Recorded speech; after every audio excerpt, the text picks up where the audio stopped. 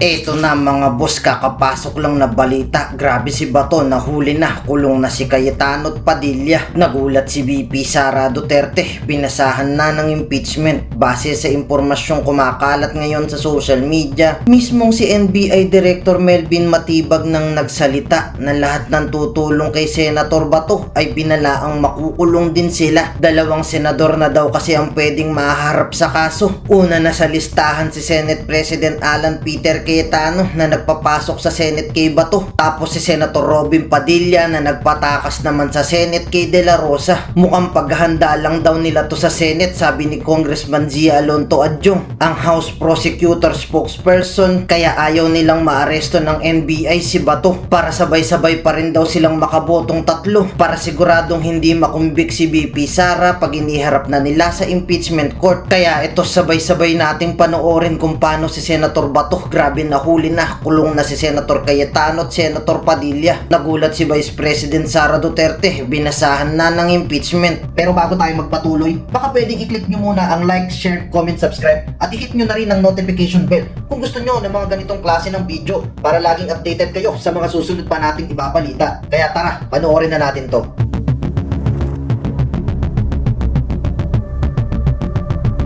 Would you know of any groups or personalities helping the senator at this point to continue to hide from the long arm of the law?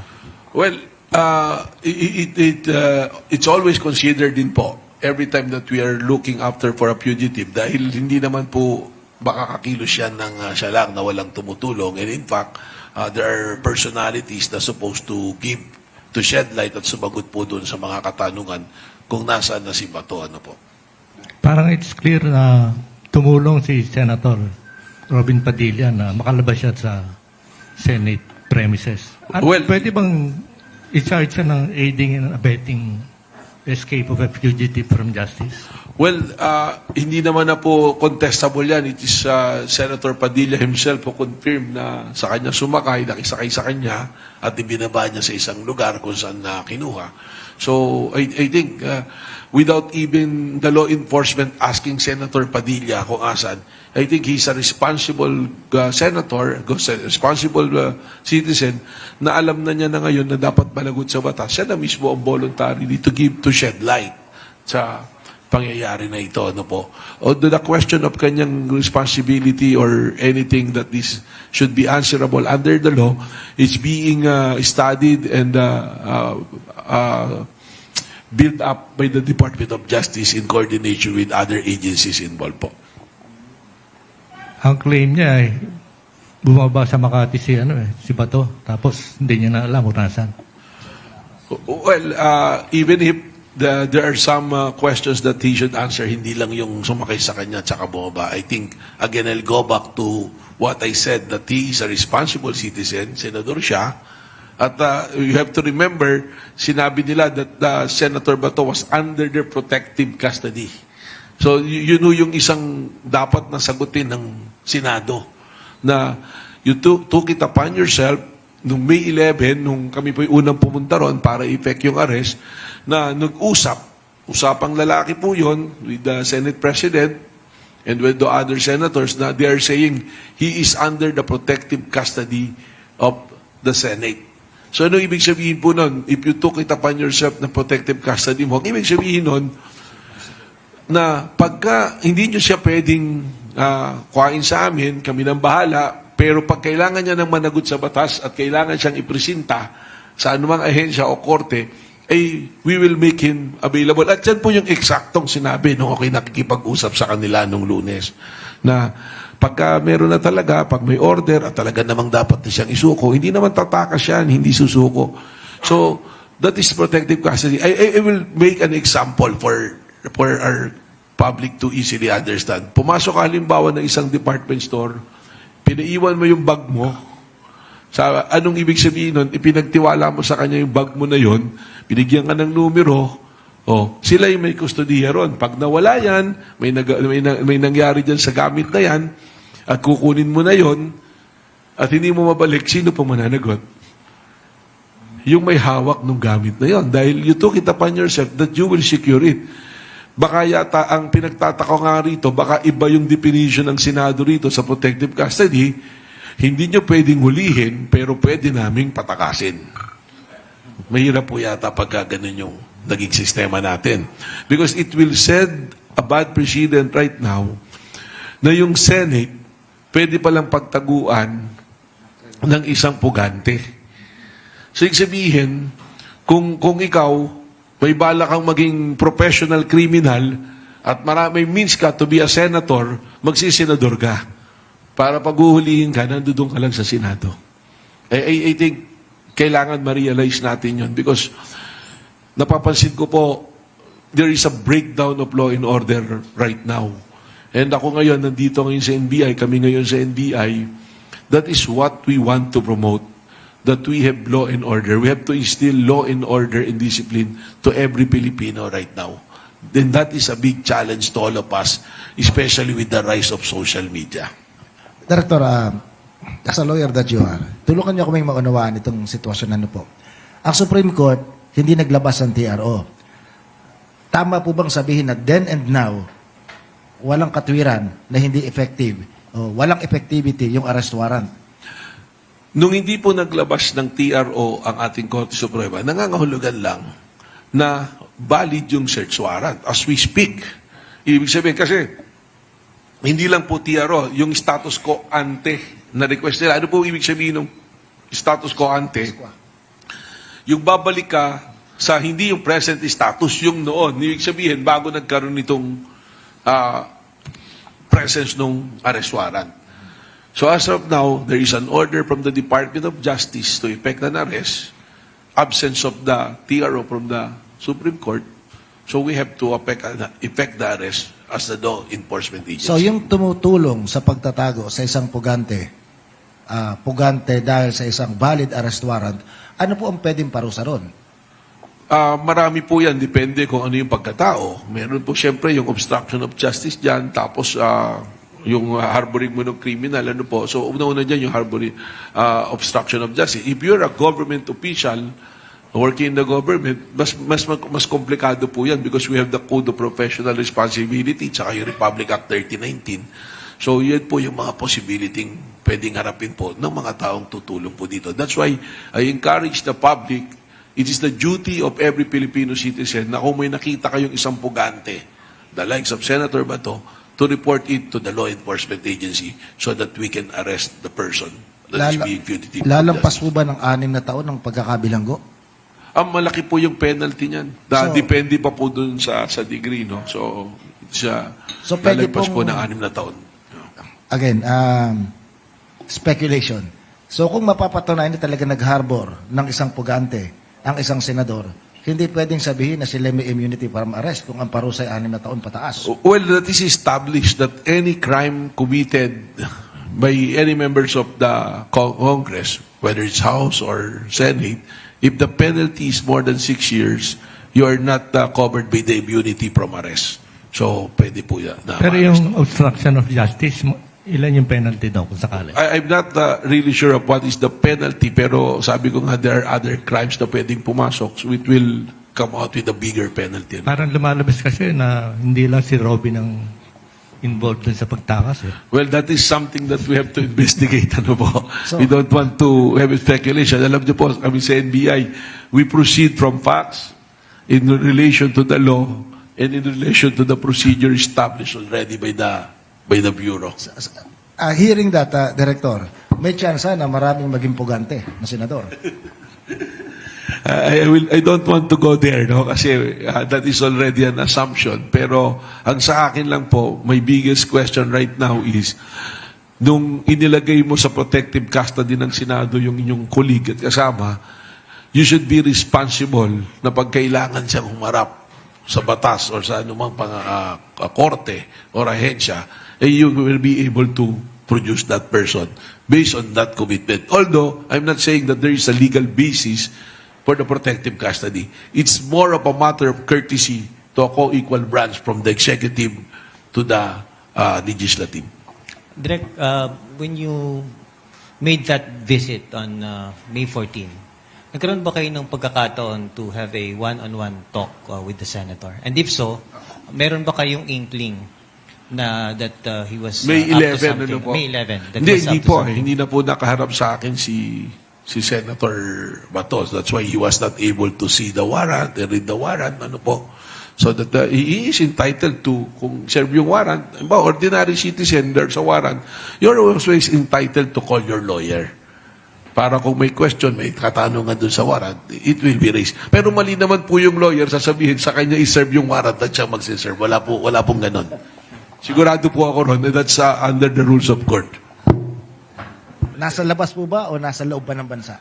Well, if we look at the records of Bureau of Immigration, siyempre nakipag-coordinate tayo with the Bureau of Immigration and yung mga point of entries na identify natin is being monitored, sasabihin natin wala naman pong record ng paglabas. But of course, I know that the next question, there are personalities na nakalabas ng bansa natin na hindi lumalabas yung records nila sa immigration. So, alam naman natin po yung parang yung ating geographical contour natin. Talagang there are lots of point of entries and exits sometimes that we cannot monitor. But we are getting leads every day na ang sinasabi is nandirito pa rin po siya sa Pilipinas. No? So, we have dedicated a team, actually teams to track Senator Bato. Kung saan po siya, actually, ang ginawa namin, backtrack namin from the time that he disappeared sa Senado noong early morning of May 14. At the same time, we already ordered yung lahat ng district and regional offices to do their own monitoring po sa kanilang respective areas. Apart from the dedicated team, a tracking team to go after, to locate Senator Bato de la Rosa. Ang tawag niya po doon ay team? Team na naghahanap o dragnet? Well, you can call it whatever it is, but it's a team that will try to locate and effect the arrest of Senator Bato de la Rosa. Apo, si Senator De La Rosa ay galing sa law enforcement agency. Sa tingin niyo ba factor kung bakit siya parang palos, madulas, yung kanyang kaalaman at ang kanyang network ay nagagamit niya?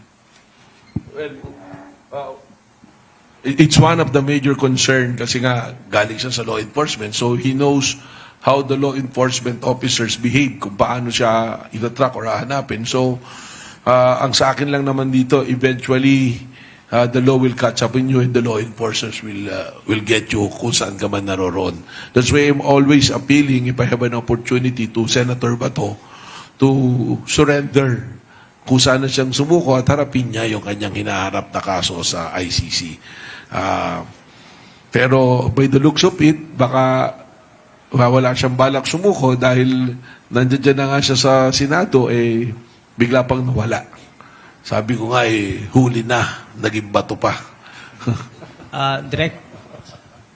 Director, do you consider the senator armed and dangerous? And if so, how do you plan to arrest him? Ano naman po?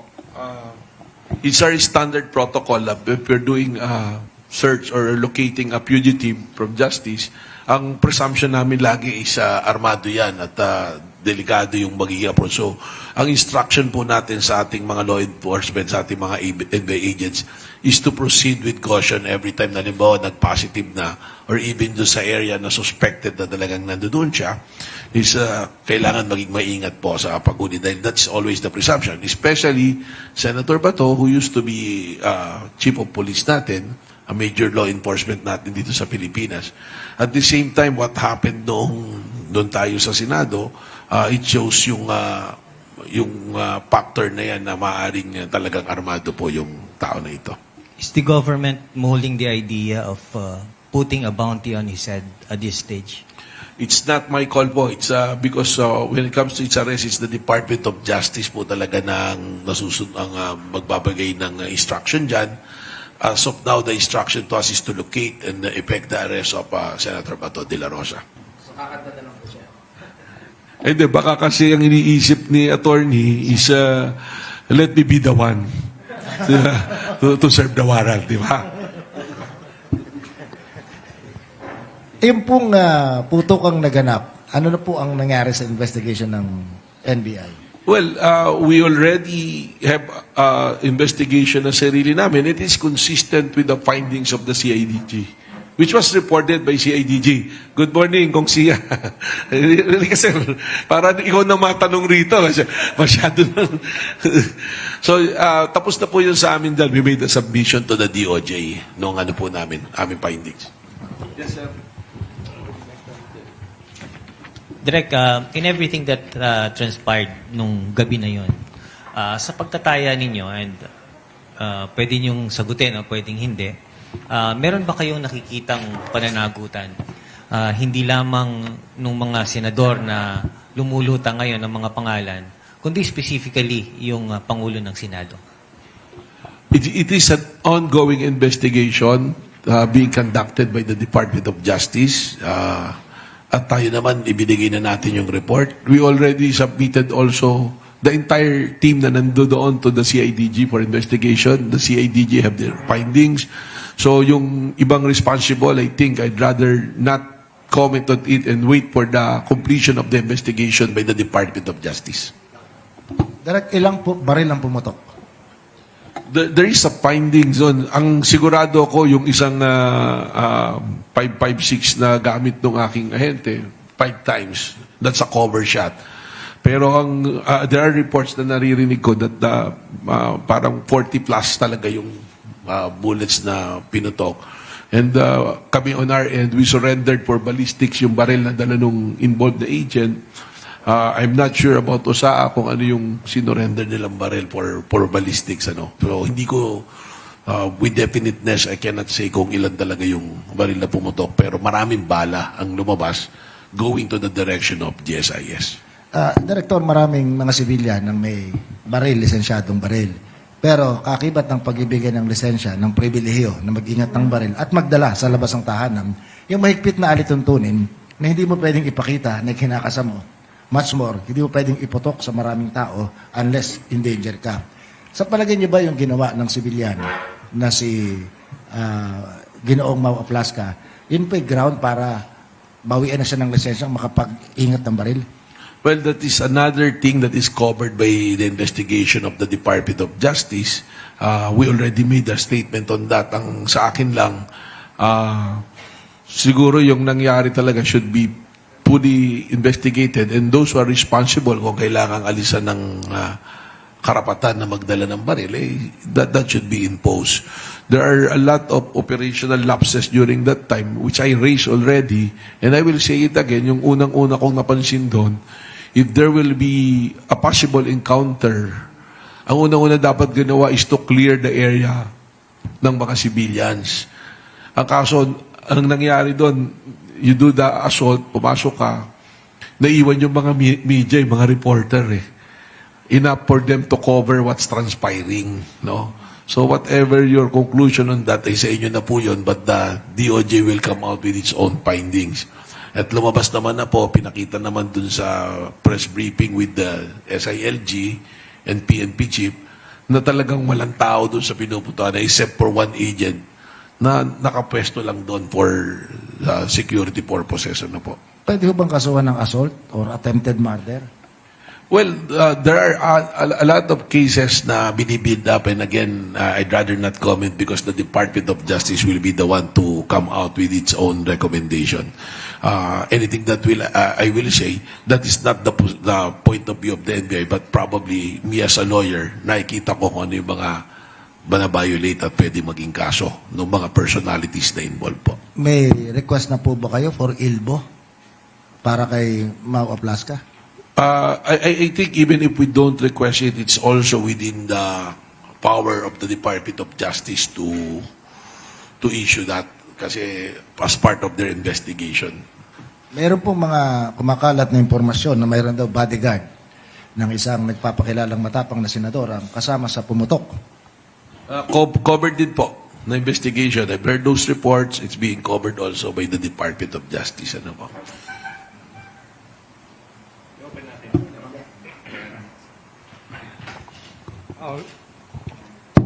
We'd like to announce the presence of Congressman Sia Adyong. one of the spokespersons ng House Prosecution Team sa imminent trial ni Vice President Sara Duterte. What can you tell us about yung proseso na mangyayari sa first trial date? Parang June 18 or thereabouts?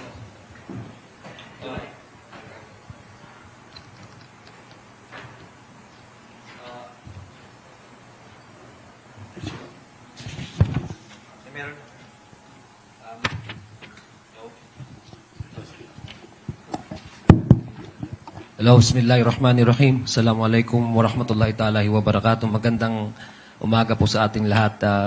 Director Melvin, sa ating mga kasamahan dito sa media. Pasensya na po, medyo na-late po tayo ng dating. Well, unang-una, we have already, the House Prosecution Team have already introduced themselves, the 11 panel House Prosecution Team. Nagkaroon din po ng mga press conferences. And sa ngayon, they have already assigned the articles of impeachment to those 11 panel House Prosecution Team para may focus yung magiging presentation nito sa Senado acting as an impeachment court. Right now, the Senate, we already know that the Senate convened as an impeachment court and they have already issued writ of summons to both camps. The defense and the prosecution. We're just waiting for the release of the comments of the defense. In this case, there's a team of the respondent, Vice President Sara Duterte, her comments on the articles of impeachment. Then thereafter, the House prosecution team will be also be releasing their response. So from there, we hope that the Senate can schedule already the pre-trial. Pre-trial, this is basically the laying down the ground rules, markings of evidence, the identification of potential witnesses from both sides, and that would actually give us an idea how the flow of the impeachment trial would go. So sa ngayon po, yun po yung ating binabasihan na timeline na ayun po naman sa Senado ay nag-identify na nga po sila, na-determine na nga po nila actually yung deadline nung resubmission nung comments ng defense, which is I guess June 1, and then thereafter the response of the House prosecution team. So we are also encouraging everyone to be actively monitor the impeachment trial. Ito po ay sagradong duty hindi lang ho ng House of Representatives through the House prosecution team being the prosecution team, but not only also the Senate sitting on as impeachment court, but ito po ay pinag-uusapan po natin dito yung konstitusyon, yung accountability mechanism ng Constitution, which all of us actually are stakeholders. So I think proper lang din po na ihikayatin natin ang publiko na makilahok at makinig at magbantay at mag-evaluate din po at tingnan po kung ano yung magiging takbo ng House impeachment trial. Marami pong salamat. Yung first day ng trial proper, may direct role bang spokesperson? Wala. May direct role kayo dun sa Tinitingnan po natin kasi sa ngayon, the reason why we are designated as spokes, alam pa naman po natin yung ating mga House prosecution team, pag nagumpisa na po ang trial, medyo limited na po yung access ng media sa kanila.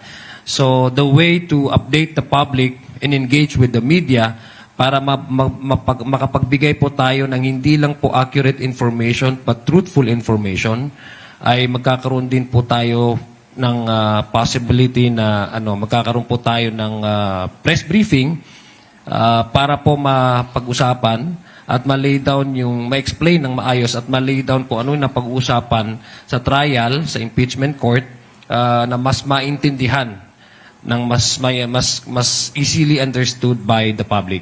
So yun po yung pinaka-purpose natin. Pangalawa, para po ma-counter po natin at ma-combat po natin yung possible na lalabas na mga hindi tamang impormasyon.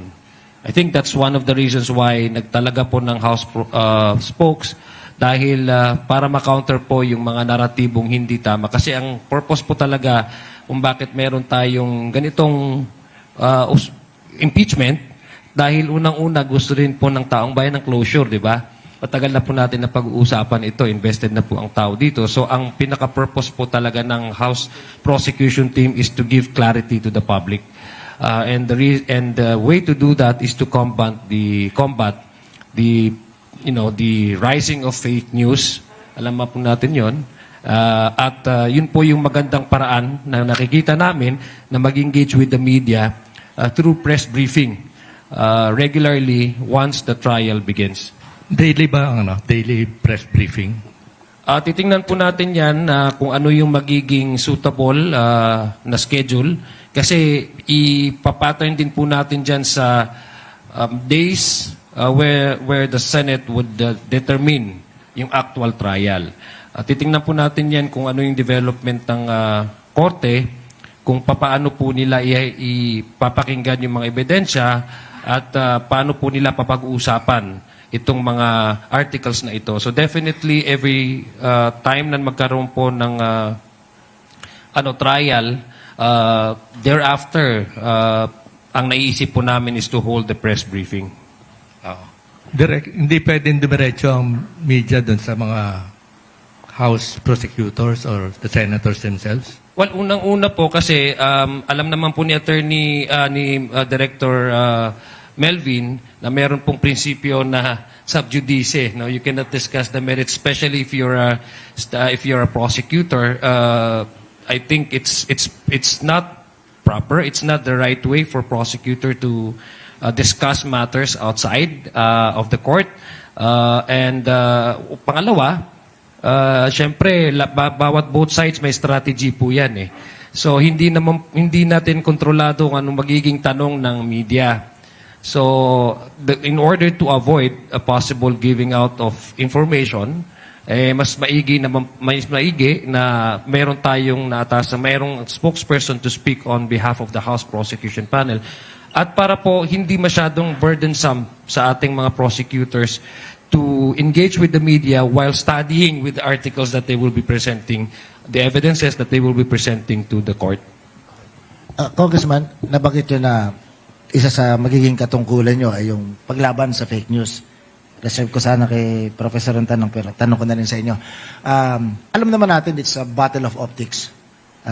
Battle of the heart, hearts and mind. Tanong ko po sa inyo, ano gagawin ninyo kapag nagsulputan na yung mga nagko-comment sa mga social media account? Of course, alam nyo naman ito. Pag tinrace mo kung saan nagbumula yung mga accounts na ito, Madagascar, Shanghai, Korea, Indonesia. Paano nyo lalabanan yung ganitong ano? Well, unang-una, mag-engage talaga tayo sa any platform that we can actually use in order to reach a much wider audience para ma-combat yung fake news. Pero sinasabi ko po, when we talk about the impeachment trial, all of us are stakeholders eh. Hindi lang po ang House Prosecution Team. So, napapanaw na po na lahat po tayo and now I'm actually requesting the participation of all of the society kasi this is a whole nation approach dapat if you are really standing on the principle of accountability. It does not make one, since na you're not part of a public service, it doesn't make you kumbaga parang non-participative in a discussion where we're talking about the accountability mechanism of the Constitution and promoting and upholding the Constitution. So if we are actually in favor of, making sure that our Constitution is alive and well, all of us should also help in preserving the sanctity of the impeachment court. Meaning, we need to combat the fake news, no? So, una, from our end, we will definitely hold regular press briefing, para po ma-counter yung mga narrative na mali. Pangalawa, we would also engage with other platforms that would give our audience a much easier access for information that is sourced directly from the trial itself and from the House prosecution team. And again, the participation of the public, that's why we're also encouraging the public to be more active, no, in fact-checking and knowing which information is accurate and which information are maliciously released for propaganda purposes to serve a certain interest of a certain group. Okay. From ABS. Hello po, magandang umaga. Si Jervis po ako sa ABS-CBN. My question is for Representative Adyong.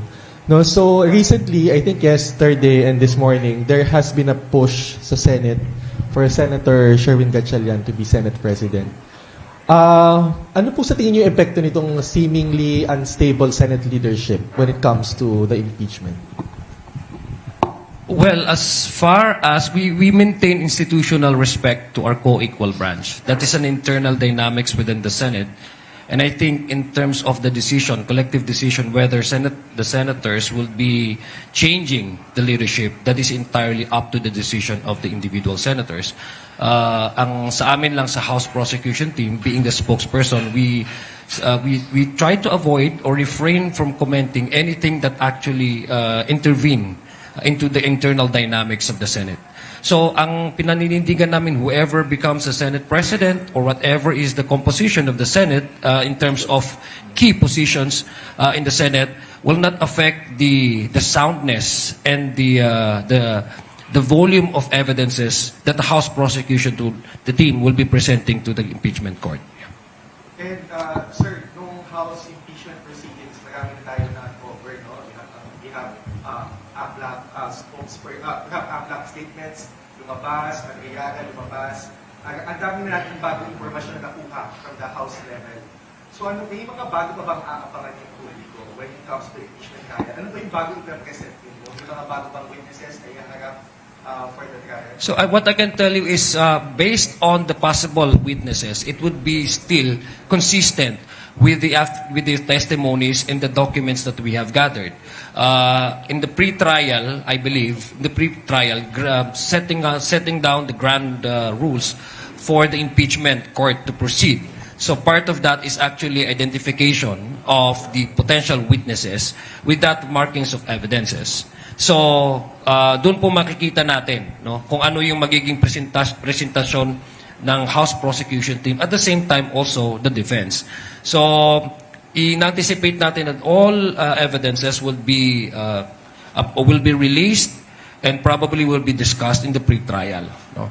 But other possible witnesses, that would depend on the acceptance of the Senate acting as impeachment court, because of course kailangan din natin maging transparent to the court as a sign of respect to the court. And last na lang po from my end. May mga senators po na nagsasabi na they think na itong impeachment trial will only last for like 2 months, a few months. Kayo po sa House bilang spokesperson ng prosecution team, ano po yung foresight po ninyo gaano po katagal o tatagal itong impeachment? Well, as to the determination of how this impeachment trial will be concluded, that would entirely up to the determination of the Senate acting as an impeachment court, because they will be the one to set the dates and the days by which presentation of both sides of their testimonies of their witnesses and their evidences will be based on. No? So we entirely respect the decision of the court, but ang gusto lang natin ma-establish is that it will be given enough time for all the articles to be aired, to be explained to the public, because again, we are all stakeholders in this case, in this issue. No, ang pinag-usapan natin dito, ang gaano katatag ang ating constitution, gaano nagwi-withstand ang constitution despite the political pressure, gaano nagwi-withstand ang constitution despite the scare tactics that have been employed by different sectors in our society. This is actually a litmus test for us na masasabi natin that this democracy still works, and this is the perfect and democratic venue for both sides to air their complaint. So yun lang po yung pinaninindigan na substantial time to give both sides the proper, the adequate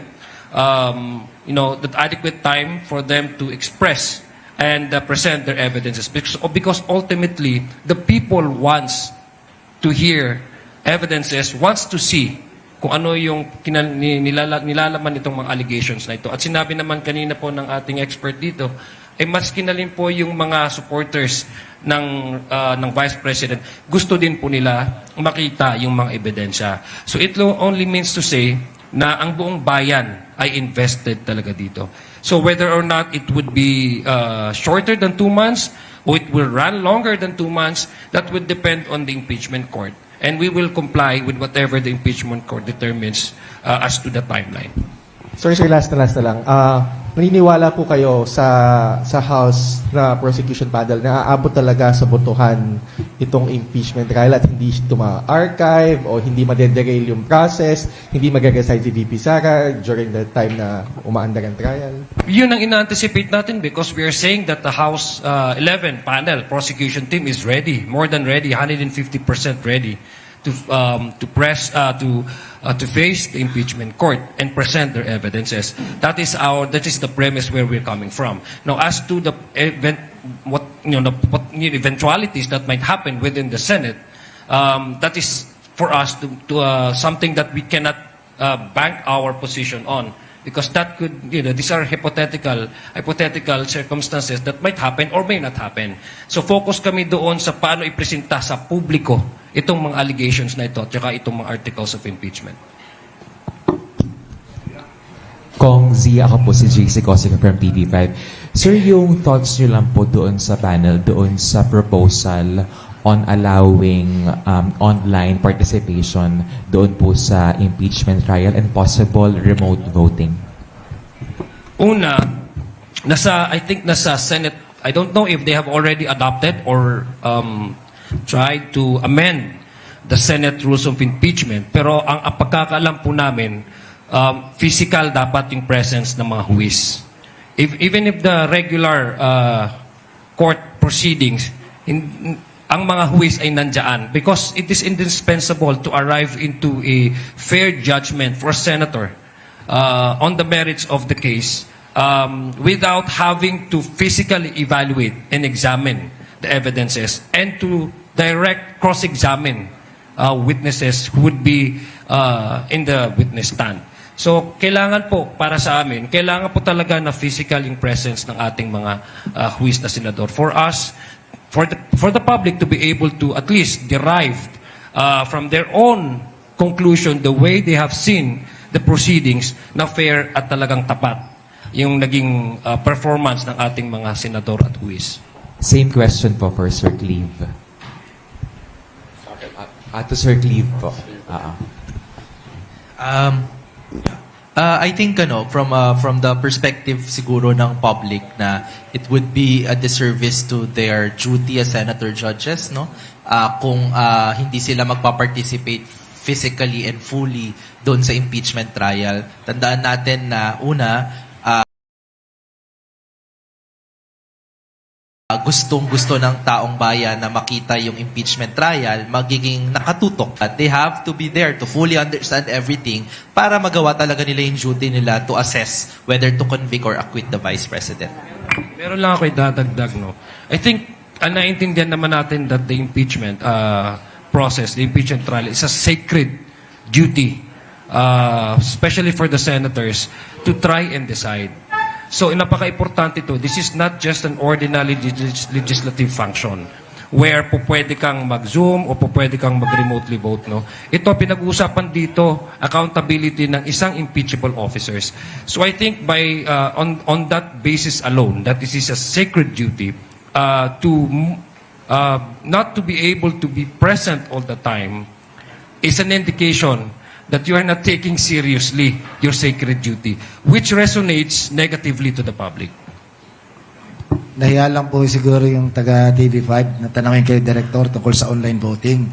Na-sense ko ang gusto niyang itanong Kaya niyo bang matrace kung nasa saan si Senador Bato kapag ginamit niya yung online participation?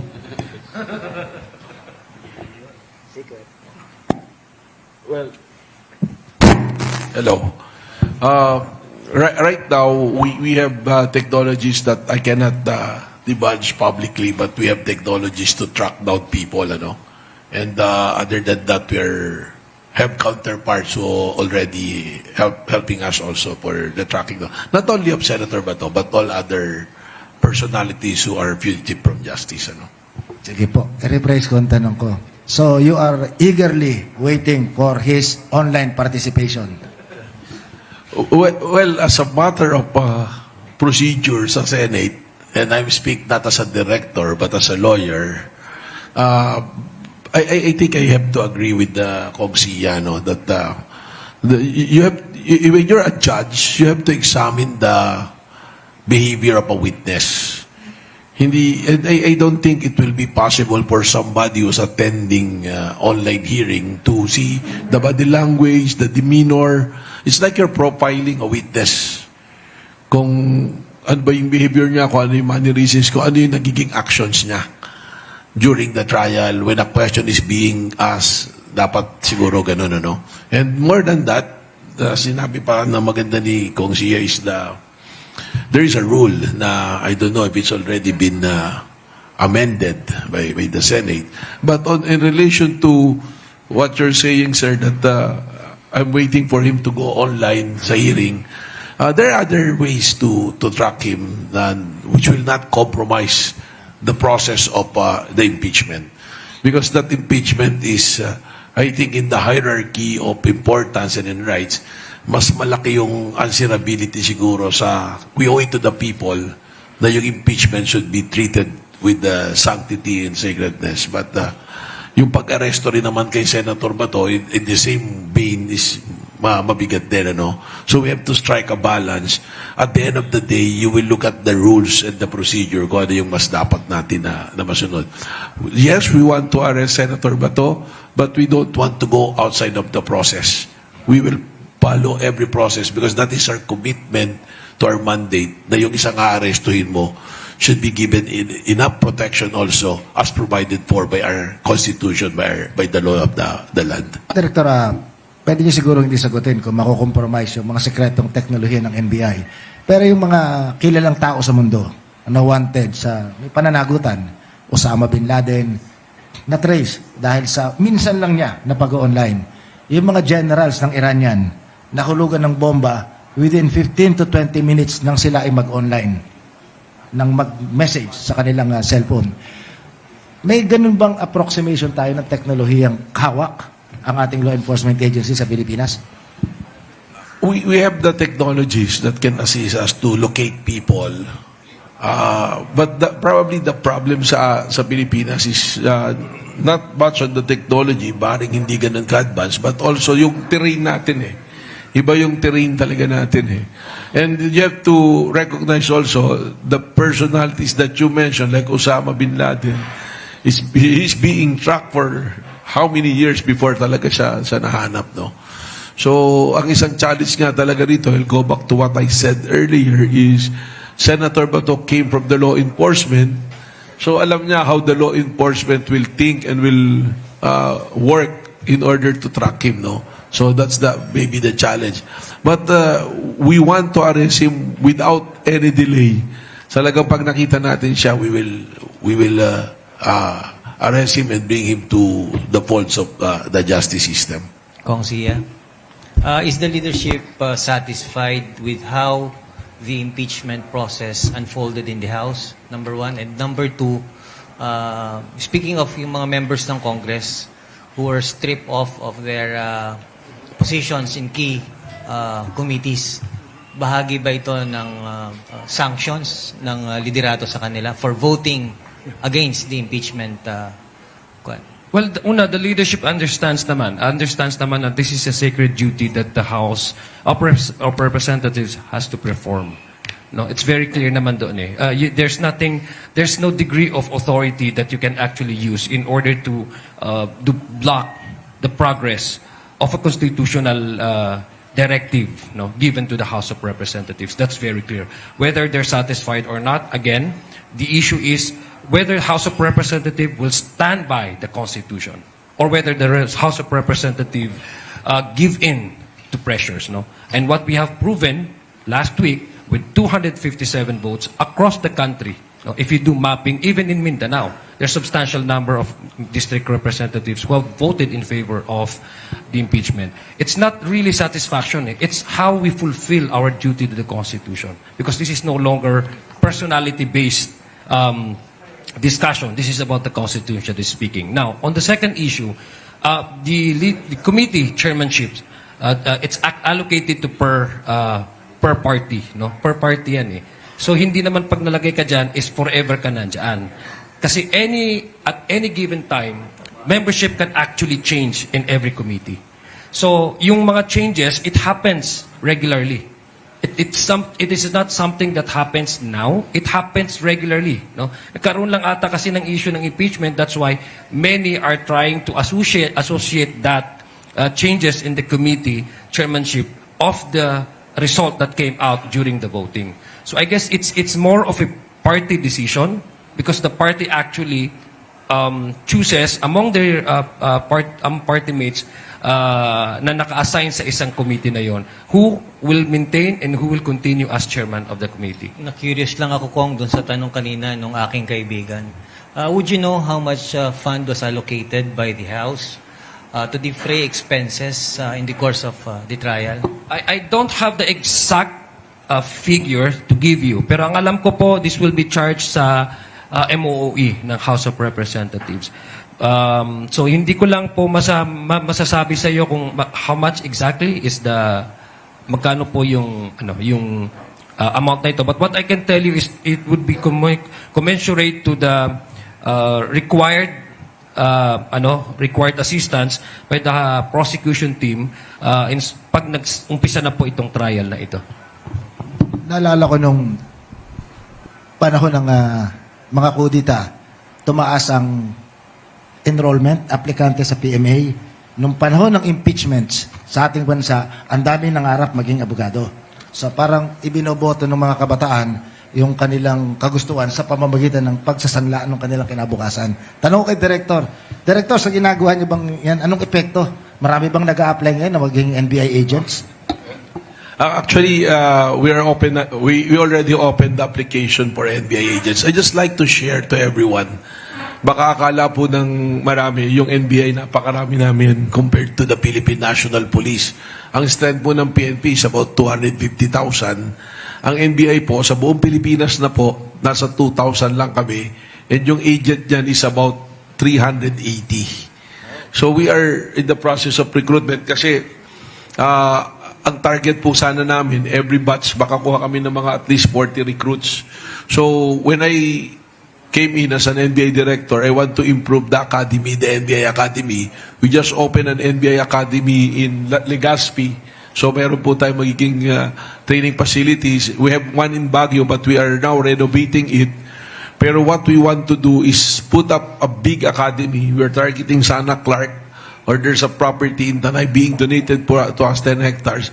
Yung actual talaga siya na academy, and I will also seek the help of the Congress in this one na ma-legislate din ito, something that is comparable to FBI Academy, na para talaga siyang university.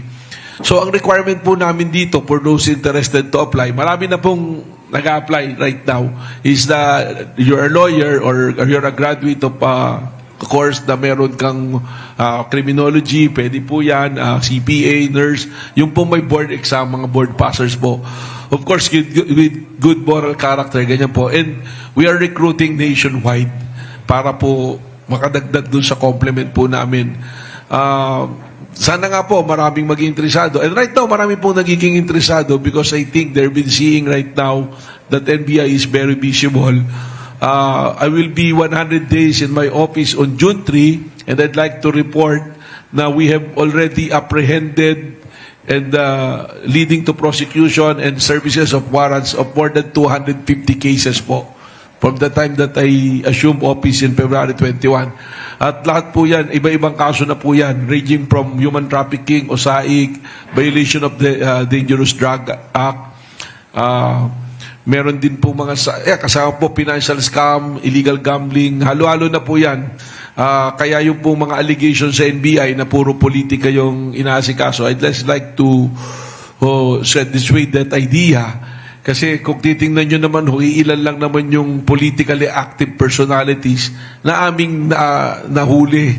Mahirap naman po na if we're involved in some sort of politics, sasabihin natin pag hinuli ka, pinupolitika. Just like right now that we're after Senator Bato, he's a fugitive from justice. So, kailangan pong panagutan niya. Kailangan natin siyang arestuhin. Like what happened in Chicago KTV, that is a clear-cut human trafficking. Kailangan pong papanagutin yan. With Jason Shaw, we have to arrest him kasi there is a valid warrant issued by a competent court. So, rest assured that in NBI, we're just doing our mandate, not based on politics, not based on your personal belief, or not based on your preference, or kung ano bang itsura ng tao. So, ang tinitingnan po namin dito ay kung ano yung factual, kung ano yung batas na naaayon sa proseso na dapat gawin po base sa mandato ng NBI. Director, nabanggit yung Chicago. Ano na po ang latest doon? Kasi ang potential na kaso na nabanggit nyo yun ay human trafficking. Walang piyansa yun. Meron po kaming submission ng aming reply sa June 3 po. Tapos I think after that, wala na pong sagot yung parties po, it will be submitted for resolution. But there are other individuals that we will be filing additional cases probably next month po. Kinukompleto lang po namin yung aming mga attachment na evidence. Opo. So, galing po sa inyo, iniimbestigahan yung wife, yung anak, at saka yung dating politiko. Yung wife po, tsaka yung anak has already been, a case was already been filed with the prosecutor of Pasig. Then the other personalities, we have just finished doing the matrix kung ano yung involvement. And eventually, we will file cases. Hopefully, by next week, may file na po namin ito. Next week, ipapal yung kaso. Sana po, matapos na Ano namin. pong kaso ang pwedeng isang Human pansin? trafficking pa rin po ang kaso. So, based po dun sa kasong na isang pa sa human trafficking, Alice Goo, Harry Roque, noong nakaraan, walang piyansa ito. Yes, no bail po, and we have studied it. Pasok po ito sa qualified human trafficking because if the human trafficking is done by 3 or more individuals, immediately qualified. Tapos if the human trafficking ended up in prostitution, qualified din po yun. And the prosecutor will always recommend a no bail in these cases. Very strict po yung batas natin sa human trafficking. Ito, saan? Sige, ito muna, ito. Sir, since you considered Senator Bato as armed and dangerous, will you consider or recommend to PNP to revoke his firearms license or automatic niya dahil fugitive na siya malulit? Well, they have a process na sinusunod, so we don't want to parang step on the toes of the PNP. And sila rin naman, there are law enforcement, kasama rin sila sa inorderan ng DOJ to effect the arrest. So I think they will do according to their process. Ano? Si former PNP Chief Torre, sabi niya, willing siyang tumulong sa pag-aresto kay Senator Bato. Kung nasa MMDA area siya or utusan siya ni Presidente, ano po ang thoughts niyo? Malaking tulong ba si former PNP? Of course, everyone will be a big help. Kasi if you recall, on May 11, inunseal na ng ICC yung warrant. So it's been public already. So if you're a fugitive of justice at alam naman na may warrant, anybody can help to effect the arrest. And of course, the expertise of General Torre, malaking tulong yun. I heard that he's joking nga, pag nandun siya sa may ilog, pwede ko siyang arrestuin. But any one of us can effect an arrest. It is an arrest because he's a fugitive from justice. Genocide yung kaso nito. Yung mga namatay na tao, hindi na pwedeng mang-aresto. Pero tayo mga buhay pa, pwede tayo mag-aresto to bring him to the fold of justice. And if you recall, si Senator Bato, nung hindi pa siya na-aresto, he's so brave, saying na, sasama na ako, pupunta na ako sa The Hague. Ngayon, hindi ganoon yung nangyari. It's total opposite of what he is saying. From Billionario. My question was for Professor.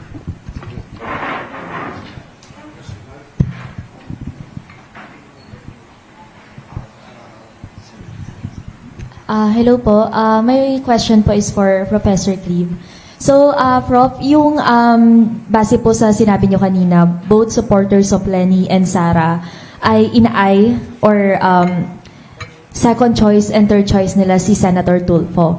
Very interesting lang po yung trend nung numbers na yun, no? Bakit po kaya sa tingin nyo si Senator Tulfo yung napupusuan nila, and why not Sen. Ree or Sen. Kiko?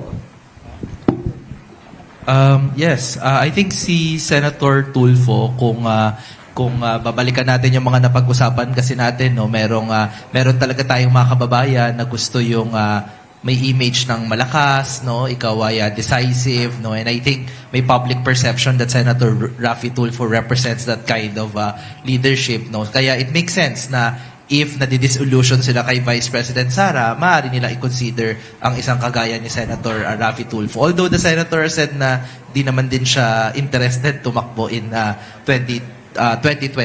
And it appears naman na for the Vice President supporters, kay supporters ni Leni Robredo, na katanggap-tanggap din yung performance ni Senator Raffy Tulfo. So mukhang nakakahanap siya ng middle ground ba? So ngayon po ba, Prof, ano po ba yung dapat maging action ni Senator Tulfo?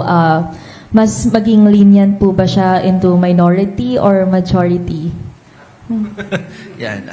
Kay Senator Tulfo yan, pero I think ano talaga, kailangan niyang bantayan, no, yung kanyang magiging performance bilang isang senator judge, 'di ba? Kakitaan siya na siya ay impartial, talagang magbabatay sa ebidensya. At tingin ko doon, maaaring makagain pa siya ng mas maraming suporta. Tapos yung majority and minority, I think nakikita din natin in the past days, 'di ba, na medyo napagtatawanan ng publiko yung mga pangyayari sa Senado, lalo na on the part of the mga nasa majority nating senator. So baka mainam na sa ngayon ay hindi siya kasali dyan, 'di ba? Dahil hindi din maganda siguro, magkakaroon siguro ng negative na effect, 'di ba? Baka kung maging kasali siya sa mga problema ng majority sa kasalukuyan. Okay po, thank you po, Prof. Next po, sorry po, Attorney Direct. Regarding po pala sa mga fake news and all, hayag na hayag pa rin po kasi yung ibang vloggers ngayon na as in pinagmumura yung current personalities, officials.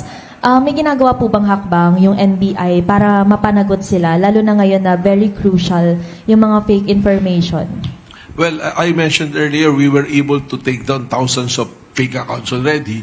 Those identified accounts na talagang sa kanila, sila yung may-ari, we are pursuing them. May mga subpoena kaming inisyo. Actually, every week may inisyo kaming subpoena, which is part of the due process. Kailangan namin silang pasagutin, imbestigahan, and eventually, yung case, pag nabuo namin, there will be an affidavit of investigation which will be used to file cases before the DOJ or the prosecutor's office kung saan namin ipapasok. Just yesterday, we filed a case to one personality na based on the case build-up ng CICC, kami naman, we're issuing subpoena. So by next week, dapat mag-appear kasi may period yung sa subpoena. So we've been doing that every day. Actually, kayo rin, if you're been a victim ng, we put up a hotline, we put up an email address where you can send your complaint. But we will invite you personally sa opisina rin namin to sign the complaint affidavit for purposes of pursuing and prosecuting the personalities involved. Pero Gusto sa ko ngayon po, sorry po. Gusto ko lang magdagdag kasi you mentioned about people cursing online. Lahat kami, we actually received our fair share of trolling and bashing. I think, tama nga, apart from legislation, apart from implementing the policies, I think this is something that is a manifestation of a sickness that has to be remedied.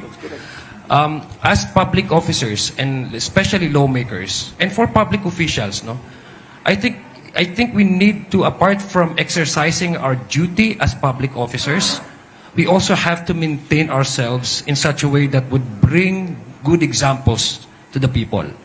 We need also to be conscious that as public officers, we need to contribute to the value formation of this country.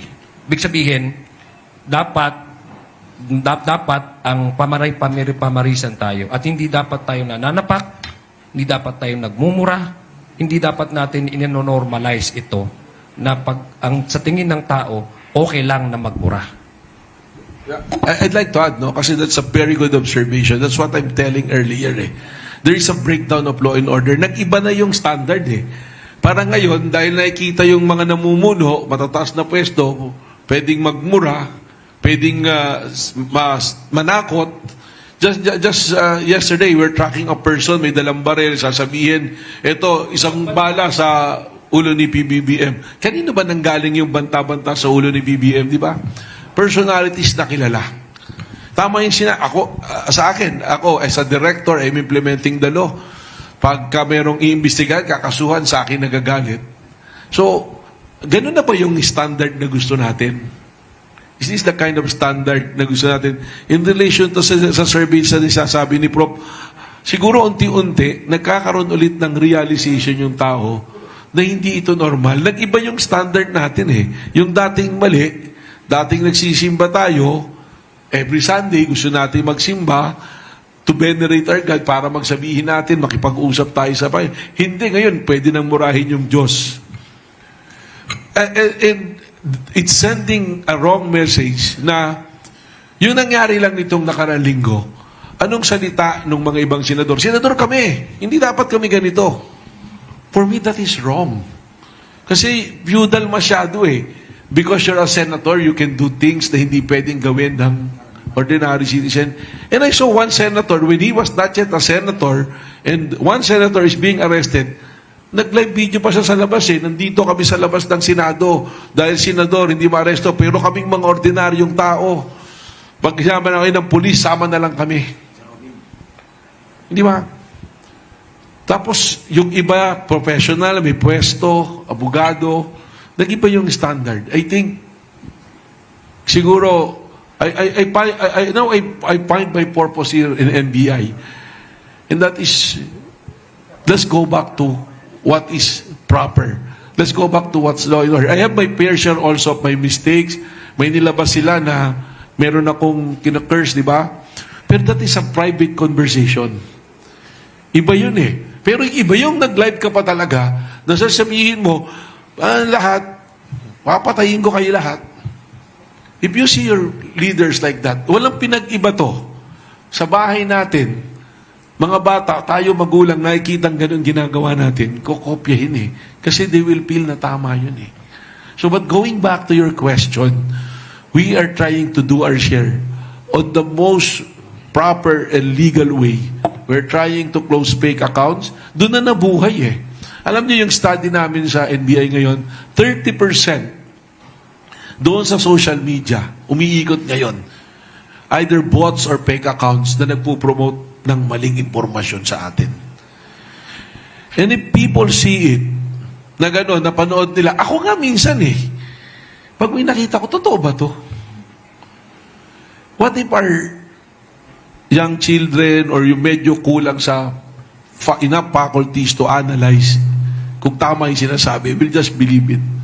Nakakagulat, nakakatakot yung nangyayari. And we have to check it. And I'm happy to hear it from Kong Sia kasi kanina, si Sir Ariel, yun yung pinag-uusapan namin privately. We have to go back to what is right. Sabi ni Sir Ariel, nung mga bata tayo, hindi naman kami magkaedad ni Sir Ariel. Ano? Palagi ko mas matanda sa akin ng konti ito. Sabi niya, hindi ganyan eh. Ang tapang, maraming matapang. I went to the Senate, nung una, nung May 11, yung mga nagbablog doon, mumurahin ka, babatuhin ka. But when you face them, try to stand up, hindi naman haharap sa'yo. Maraming matapang sa social media. Marami ring abogado ngayon sa social media. Marami na rin pong nagsasurvey sa social media.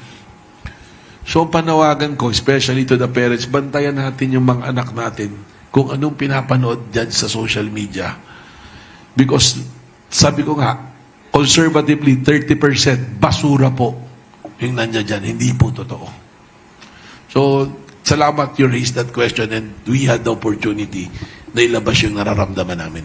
Thank you ABS-CBN, may tanong siya. May follow-up lang po ako. Last na po, Rep.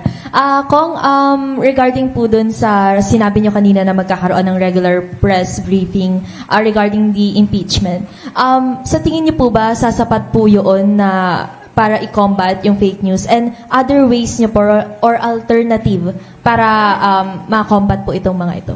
to be honest with you, I think that's one way of combating, but it will not definitely equate the degree and the volume of fake news that we are seeing on social media. That's why pinapanawagan ko po ito, and this is a plea to the whole country.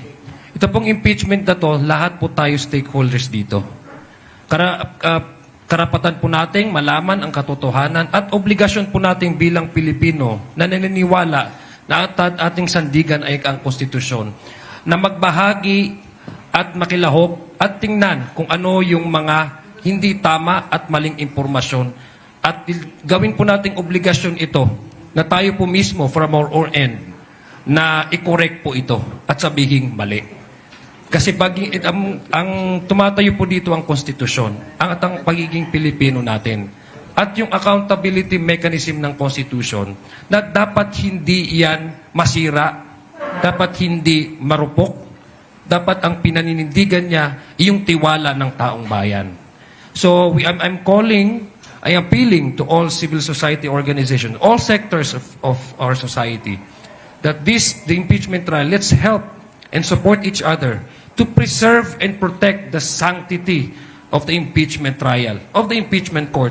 And by doing and by providing our services to protect from our very little means, our ways, to protect the sanctity is first to combat malinformation, disinformation, and misinformation. Kasi pag nanalo po ang tama, at pag nanalo po ang mali, ang una-una pong biktima ay ang katotohanan. Okay, Alison ko po, ABS-CBN. NBI Director Matibag, one question lang, no? In the possibility that ICC would issue additional arrest warrants for other co-perpetrators, sir, is the NBI undertaking preparations? Are we gonna follow the same process po as Senator Bato de la Rosa? Well, we have established protocol in serving the warrant, no? It doesn't matter who he is or who he are. Kung ano man yung krimen niya, basta't may warrant, meron talaga kaming protocol na. So kung may lumabas na additional warrant of arrest, we are always ready to enforce and to serve the warrant.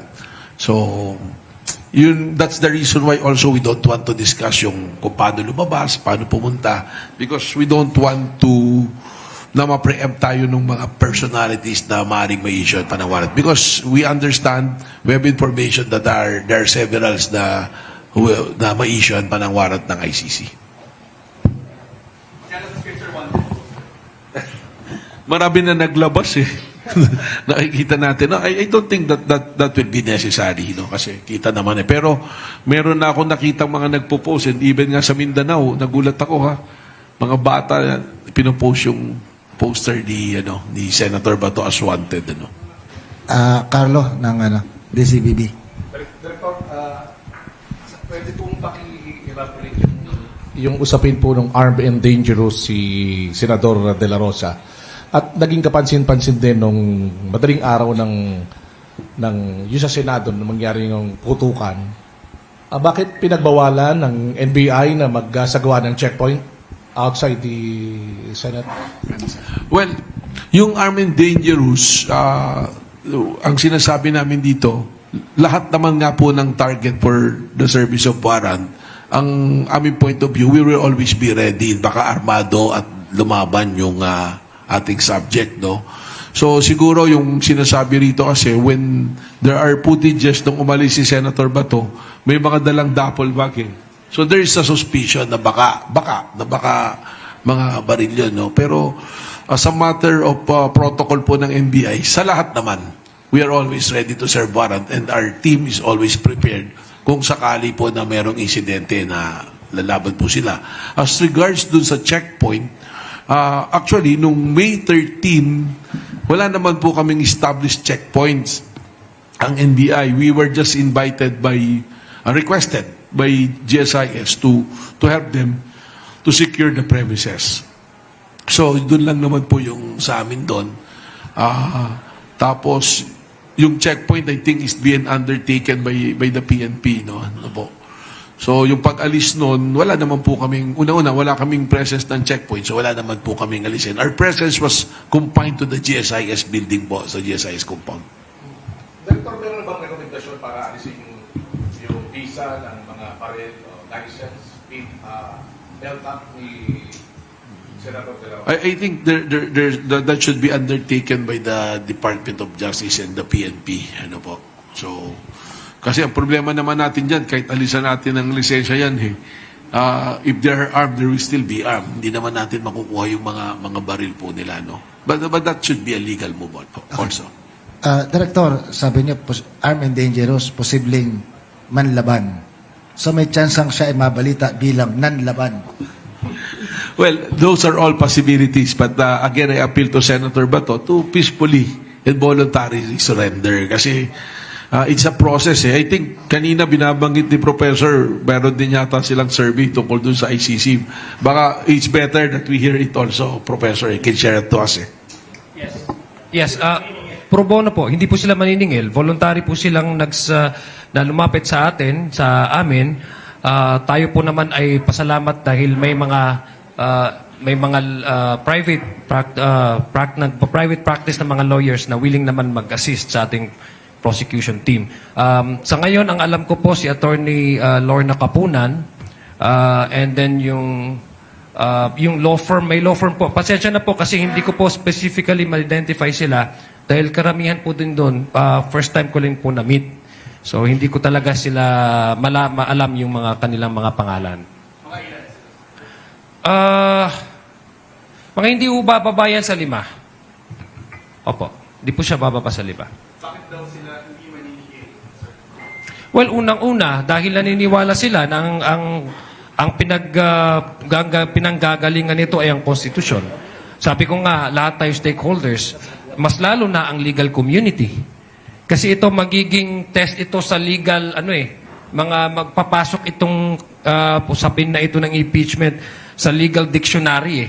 And I think ang mga bilang officers of the court, alam naman ni director yan, pag lawyer ka, talagang kailangan mo ring protektahan ang Constitution at make sure na talagang na-implement ng maayos ang ating mga batas.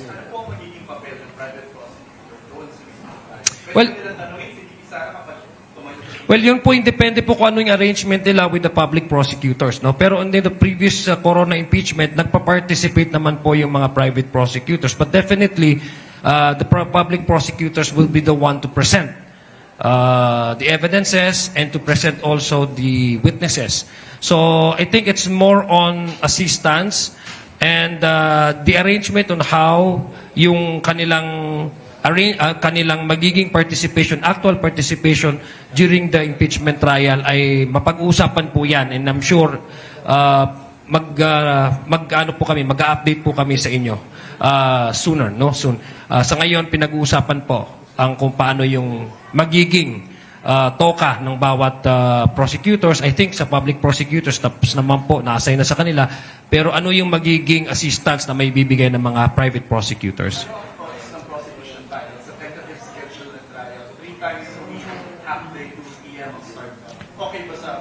Well, sa amin naman, sinusunod namin kung ano man ang alituntunin na i-adapt ng korte, nirerespeto namin ito, at sa amin naman ay handa naman kami kung maski anong araw, maski anong oras, o gaano kadalas yung magiging impeachment trial, na yun naman ay desisyon ng ating Senado na natatayong impeachment court.